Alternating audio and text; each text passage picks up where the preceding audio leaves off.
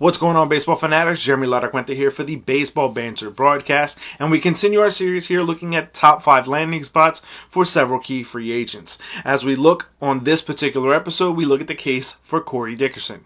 This is an interesting player with some very nice landing spots, so let's get into it.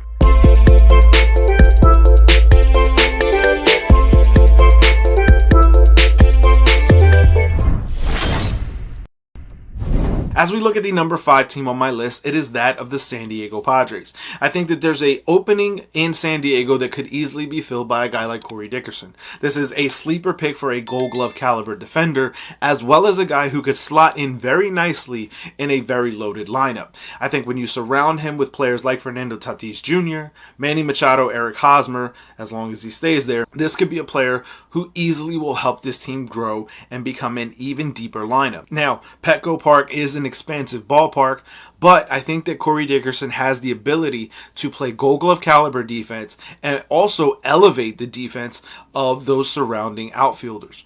This is going to be an opportunity for San Diego to reclaim themselves and try to post themselves as the best team in the National League West. It will be a very difficult battle as the Giants and the Dodgers are going to continue to be powerhouse teams, but the Padres could be just one player away from being right at the top, and Dickerson could be that player.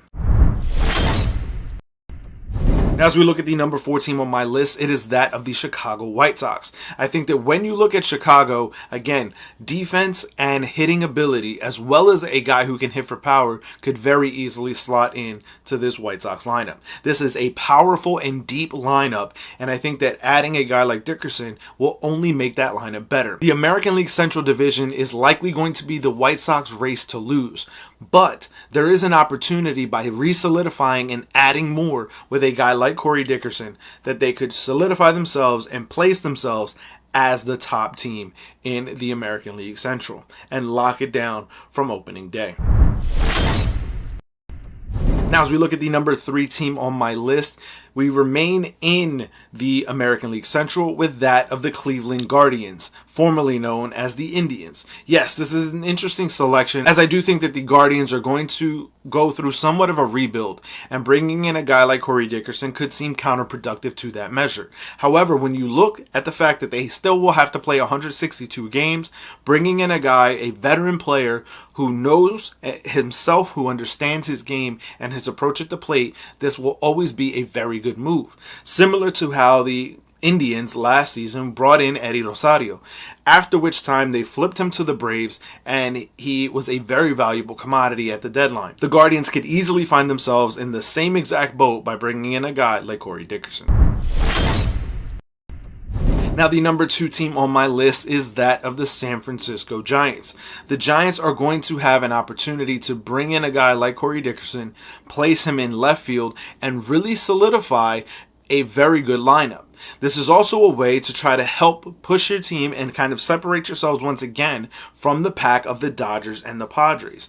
Bringing in a guy who is a Gold Glove caliber outfielder, as well as a guy who can hit in the middle to lower half of your order, this is going to be a absolutely very good signing for the San Francisco Giants.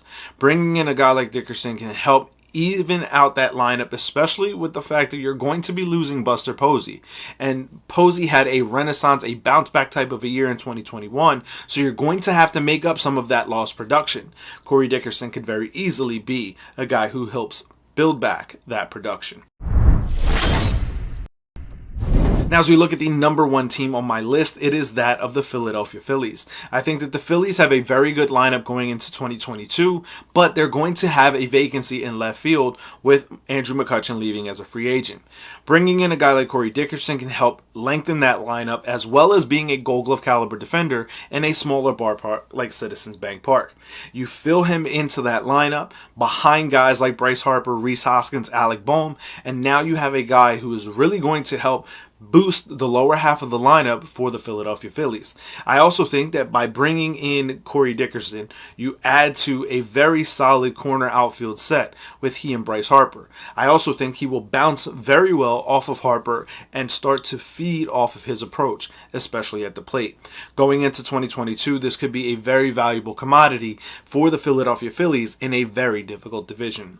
But I want to hear from you guys. Let me know your feelings on this. Where should Corey Dickerson sign? Where will he actually actually end up, what will that deal look like? Let me know all of these thoughts down in the comment section below. If you feel there's a team that he would be better suited on, let me know that as well, and we'll discuss it down there further. As always, keep it locked into the GLMG fam with the Granted Geek Show and WeSibs, and here with the Baseball Banter Broadcast by hitting that subscribe button. So I want to thank you guys for tuning in. Keep it locked in as I bring you the latest news, notes, and my personal thoughts, theories, and opinions on the game of Major League Baseball. Peace.